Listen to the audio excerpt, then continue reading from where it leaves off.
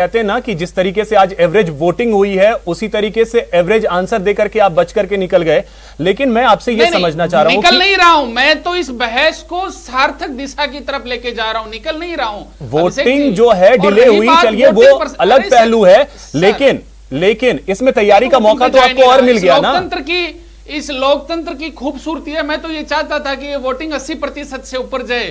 प्रत्येक नागरिक 18 साल से ऊपर की व्यक्ति, प्रत्येक नागरिक जिसको मत देने का अधिकार है, वो घर से बाहर निकलकर पोलिंग बूथ तक जाए। मैं तो ये चाहता हूं, पर मेरे और आपके चाहने से नहीं होता। एवरेज इन वोटिंग रही है, ये बहुत खुशी वाली और गम वाली बात भी नहीं है। पर राष्ट्रीय लोकतांत्रिक पार्टी की मैं बात कर रहा हूं, मजबूती से उसने चुनाव लड़ा है, मुद्दों को लेकर चुनाव लड़ा है। और ये जो चुनाव है सर, ये कोई नेशनल इश्यूज और स्टेट इश्यूज के चुनाव नहीं है। यहाँ बहुत सारे लोकल मुद्दे तो नेशनल क्या इंटरनेशनल मुद्दे आ जाते हैं इस चुनाव में भी।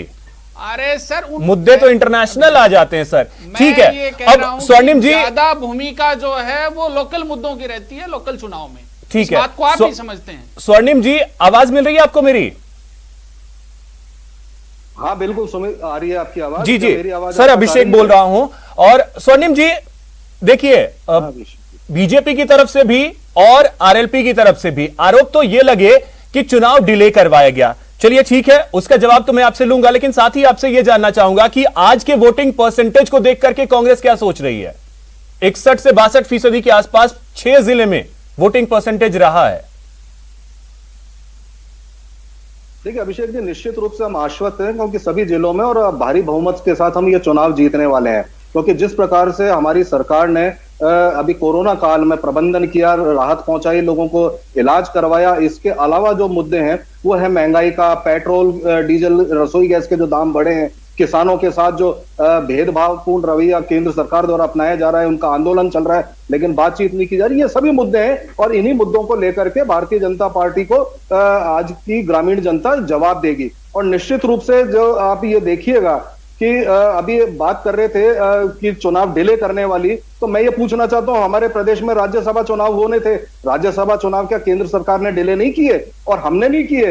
ये तो चुनाव आयोग का काम है, चुनाव आयोग ने चुनाव करवाए और हमने उसमें जो भी हम कहना चाहिए गवर्नेंस करनी थी वो हमने की। और निश्चित रूप से ये वो भारतीय जनता पार्टी है, जब कोरोना की महामारी पीक पर थी, 2.5 लाख लोग मरे जिन 2 महीनों में, उन 2 महीनों में भारत के प्रधानमंत्री और गृह मंत्री, इनका चेहरा किसी ने नहीं देखा। और नेशनल न्यूज़पेपर्स में, इंटरनेशनल न्यूज़पेपर्स में छपता था कि लापता प्रधानमंत्री, और ये हमारे मुख्यमंत्री थे जो प्रबंधन करते करते कोरोना से पीड़ित हो गए, संक्रमित हो गए, उसके बावजूद भी कार्य करते रहे। इसका श्रेय स्वर्णिम जी, जीत का तो दावा आपने कर दिया, मीडिया ने दिया, सारी दुनिया ने दी। स्वर्णिम जी, जीत का तो दावा आपने कर दिया, आधार क्या है जीत ये इस दावे का? क्योंकि पिछली बार भी दावा किया था और पिछली बार झटका लगा था कांग्रेस को।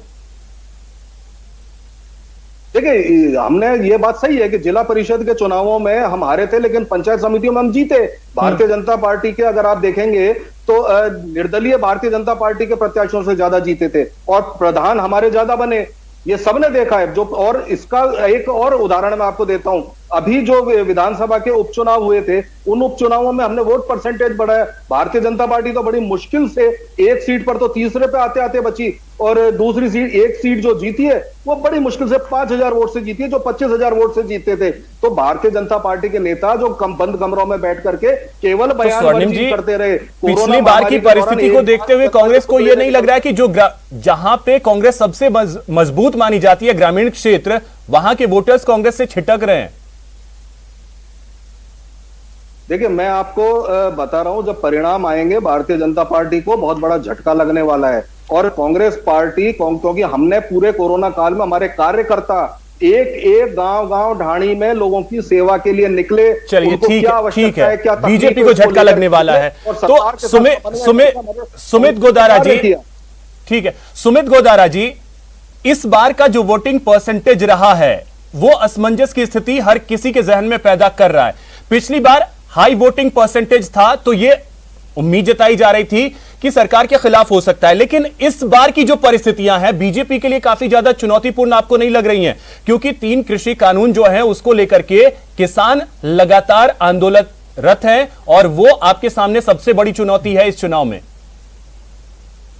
अभिषेक जी, मैं 2 दिन पूर्व मेरा प्रवास जोधपुर में था, मुख्यमंत्री जी के गृह जिले में, और वहां पर आमजन की यही बात थी कि उन्होंने मुख्यमंत्री जी को सिर्फ लोकसभा चुनाव के अलावा जोधपुर में भी नहीं देखा।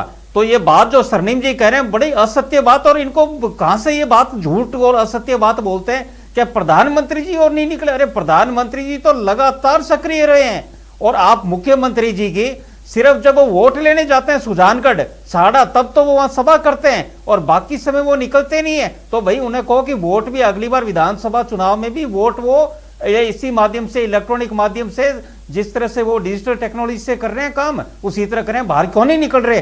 पूरे भारत में हर मुख्यमंत्री हर जगह सक्रिय है, पर राजस्थान के मुख्यमंत्री कहीं नहीं निकल रहे। 19 बार तो छोड़ो, कहीं नहीं निकले, सिर्फ अपने चुनाव के अलावा कहीं नहीं जाते। और कोरोना से यदि वो राज नहीं चला पा रहे तो दूसरे सक्षम व्यक्ति को राज दें, राजस्थान पीछे नहीं जाए।